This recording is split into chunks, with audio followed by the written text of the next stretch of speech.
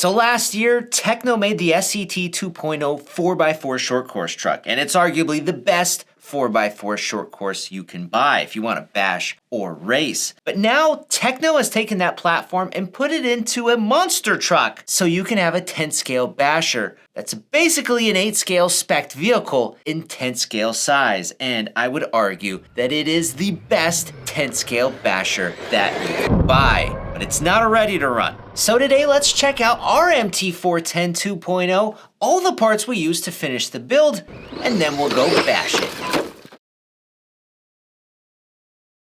Now what makes this platform so incredible is just how overbuilt it is. It is basically an 8 scale spec vehicle that is in 10 scale size. But we've got a 4mm thick aluminum chassis on the bottom. There's 4mm thick shock towers on the front and rear. And then we've got body mount braces that attach to those shock towers. So when you flip on the lid, all of the force from that impact goes into the plastic braces, not the shock towers. We also have 8 scale suspension parts. Things like our suspension arms are right off the 8 scale cars, the steering parts, the caster blocks, the steering knuckles, the rear hubs, the turnbuckles, the turnbuckle ends. The whole dang thing is 8 scaled spec, and these are big, beefy plastic parts for ultra durability. The drivetrain too is all 8 scale spec with heavy duty hardened steel parts used throughout. There are 8 scale size differentials used, front, center, and rear. And then we've got universal drive shafts used for the front and rear as well. In the center, it is a dog bone drive shaft, but it's going to be an aluminum drive shaft, not a plastic one. Now, we mentioned the differentials are 8 scale size, but the kit includes 100,000 and 50,000 weight diff fluids. So the setup is 100,000 in the front, 100,000 in the center, and 50,000 in the rear. The motor mount's also a heavy duty piece. It's a 775 CNC machine one-piece motor mount that uses a fixed gear pitch system. The truck is also using HD plastics for the bumpers, for the body mounts, and for the side Nerf guards. These are heavy duty plastic pieces that should handle really extreme bashing well. On the MT410, we also get a wheelie bar on the back side where the SCT did not. We bashed the SCT version pretty dang good on 3S primarily, but it can also handle 4S, and this MT410 can also handle 4S. Now the shocks on here aren't true 8 scale spec size shocks, but they are a 13mm bore, and then they use an oversized 16mm spring, so they'll never rub on the aluminum threaded bodies. These are really high quality premium shocks though. They've got bleeder screws on the top. The bottom spring cup screws onto the bottom collar so they'll never pop up. You've got rubber protective boots over the shock shafts, and the shocks also use different tuned pistons front and rear, with the kit including 700 CST fluid in the front and 600 in the rear, so it's a heavy fluid package. The shocks though are just incredibly smooth. There's no battery in it right now,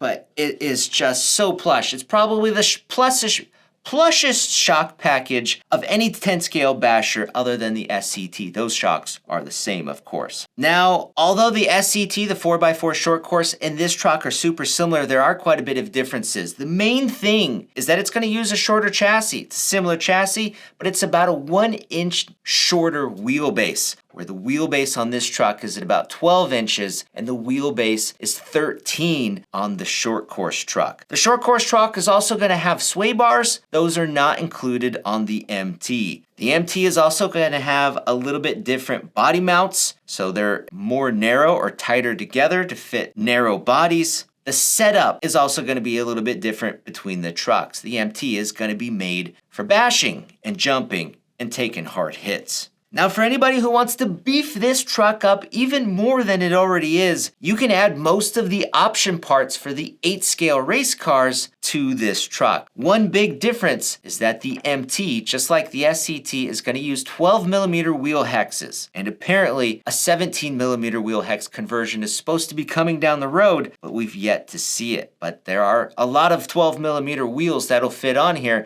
and TEKNO provides this wheel chart to let you know what wheels they've tested that'll fit right on this truck. Now what you see here, these are the Upgrade RC saw blade tires. We're using the wide 12mm hex adapter, and these tires fit on here no problem, as well as any of the other Upgrade RC tires. But you need non-flanged wheel nuts like these to fit inside the Upgrade RC wheel hole. Now one issue we did have with the truck is the motor mount. It's marked for what size pinion gear to use, but the marking seems to be off one tooth. When we tried to put a 16-tooth pinion on the 16-tooth spacing on the motor mount, it was extremely tight and not correct. But when we put a 15-tooth on that 16 mark, it was fine.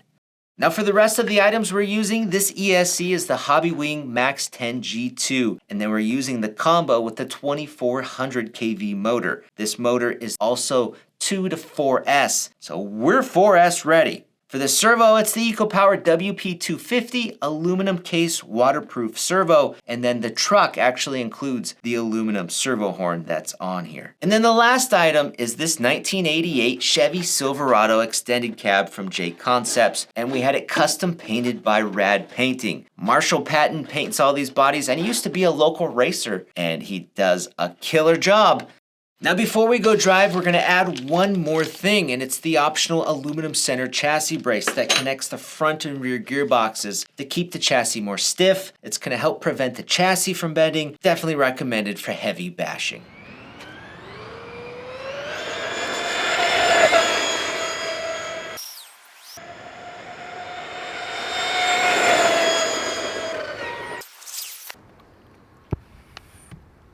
.44, okay. Let's try the 4S and see if we can keep the front tires down. Do a little switcheroo.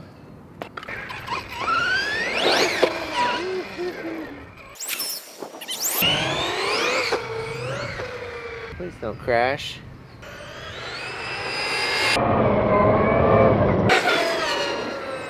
See how tall the tire ballooned?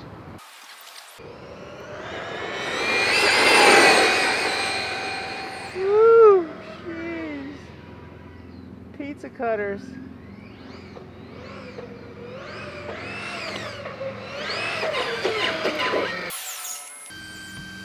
$54. $54 is pretty fast. Those tires ballooned up so tall. I was afraid the truck was gonna roll back on its lid, but it actually was pretty manageable. The SET was not manageable at all, but the body, I think, was the issue.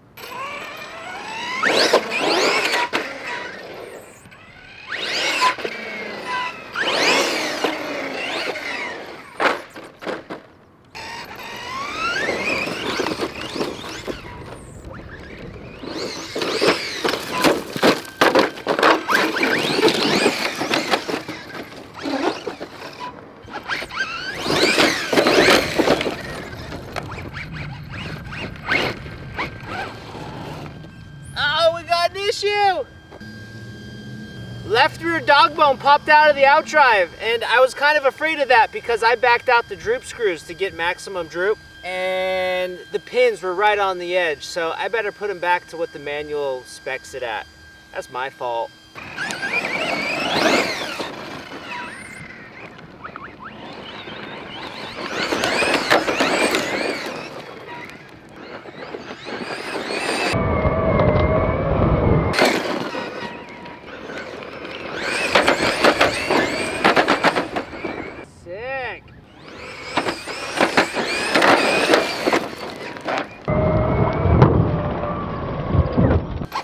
Something happened. I don't know what. That dang old dog bone popped out again. Same one. I raised up the droop. Let's fix it again and raise the droop a little bit more.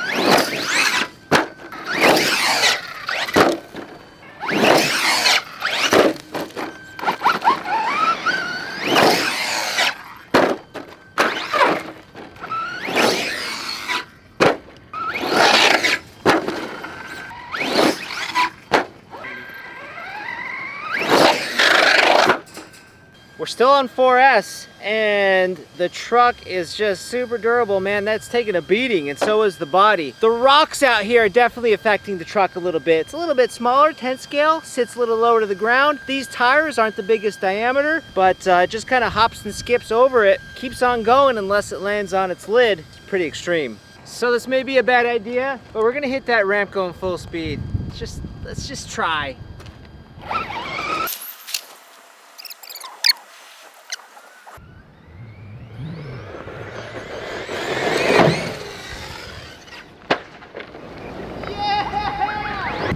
That sick or what? I can't believe it landed that.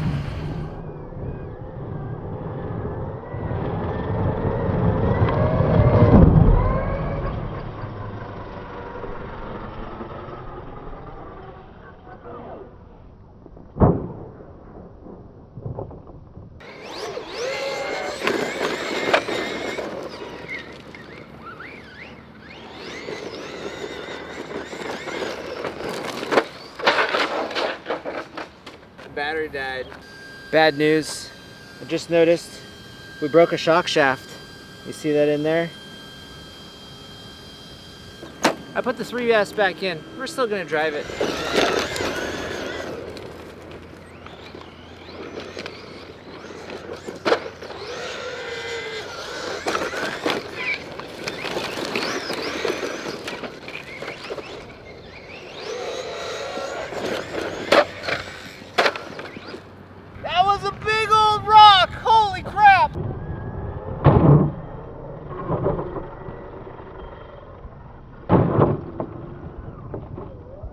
Something happened.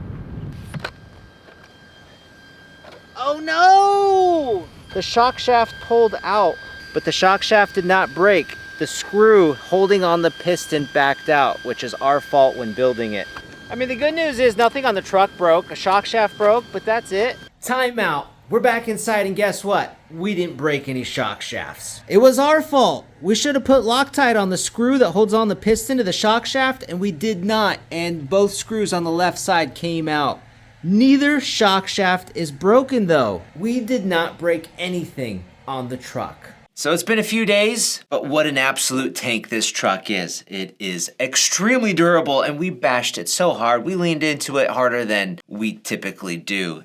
The chassis held up really well though. The body is probably what took the most beating, and it's cracked up in the back and it's dented in all over. I'm really impressed with the tires too, because we had never driven them on 4S before, and we had no problems. No ripping, no coming unglued, nothing. They just balloon really big on 4S and then rub on the body. The truck chassis though is really amazing. I mean, it is pretty much a race grade competition level car that they've put into a monster truck form. So it's got every imaginable adjustability. It has an adjustable servo saver, which is really nice. And the steering is good when the tires aren't lifting up. But most importantly, it just drives really well. It's just a really solid driving vehicle. It's easy to keep it pointed straight. It's easy to turn. It just drives really well. The monster truck and bashing aspect to it is just kind of like a bonus that you could turn a race car into something so bashable and extremely bashable. And it's really impressive that TEKNO could do that. It's an expensive way to go though if you want to build a basher. You got to buy the kit, then you have to have all the electronics. If you already have the electronics you can put into it, then you're just buying the kit. But otherwise, it is a more expensive way to go, but I think you get what you're paying for big time. It is a high-level, elite, premium vehicle that you can go out and bash and thrash. It's definitely one of the best 10 scale bashers that you can buy. I've always loved the Max, Wide Max. That's probably one of my favorite 4S bashers, but this takes the cake over the Max easily. So guys, you should definitely go check out the MT410 2.0 if you've been thinking about maybe having a high-end basher or getting a kit that you can build and having a little bit more of a personal experience with it. It is highly recommended. So go check out the kit and everything else we put in this truck with our links down below.